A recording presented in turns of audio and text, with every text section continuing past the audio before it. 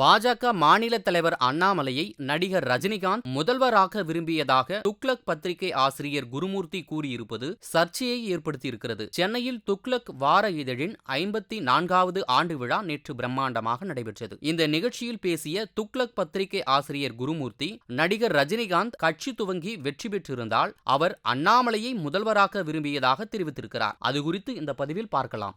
அவர் லண்டன்ல பிறந்து அமெரிக்காவில் படிச்சார். இவர் கிராமத்துல பிறந்து கிராமத்திலே படிச்சார். அவருடைய ஐபிஎஸ் அனுபவம் பன்முகத்தன்மை வாய்ந்தது. இவர் ஐபிஎஸ் ஆபீசரா இருக்கும் பொழுது, அதை சொல்லலாம்னு நினைக்கிறேன், இவர் எதிர ரஜினிகாந்த் அப்ப அரசியல் ரொம்ப தீவிரமா வரணும்னு நினைச்சார். அவர் சொன்னார், நான் சீஃப் மினிஸ்டரா வரமாட்டேன் சார்.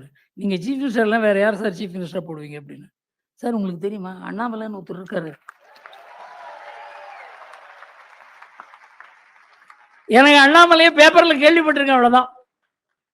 அவருக்கு அண்ணாமலைக்கு தெரியுமா தெரியாதான்னு தெரியாது. அந்த அளவுக்கு இவருக்கு ஒரு தாக்கம் அவர் ஐஏஎஸ் ஆபீசரா இருக்கும்போதே இருந்தது, ஐபிஎஸ் ஆபீசரா இருக்கும்போதே இருந்தது.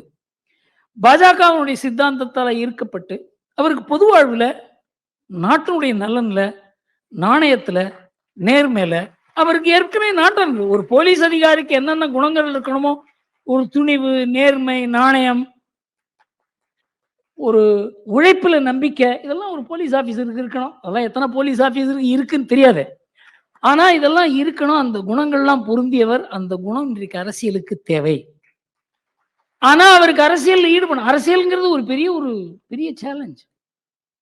அவருடைய வாழ்க்கையில நிம்மதியா இருந்த மனுஷன் இன்றைக்கு நிம்மதியெல்லாம் ஒரு ஓரத்தில் எடுத்து வைத்து விட்டு இன்றைக்கு அரசியல் இருக்காருங்கிறதுல சந்தேகமே கிடையாது. அவருடைய உழைப்பு, அவர் படுற கஷ்டம்.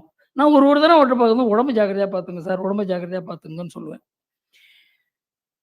அவர் இன்றைக்கு பாஜகவினுடைய நம்பிக்கை நட்சத்திரமாக திகழ்கிறார். செய்திகளை உள்ளது உள்ளபடி தெரிந்து கொள்ள ரெஃப்ளெக்ட் நியூஸை சப்ஸ்கிரைப் பண்ணுங்க.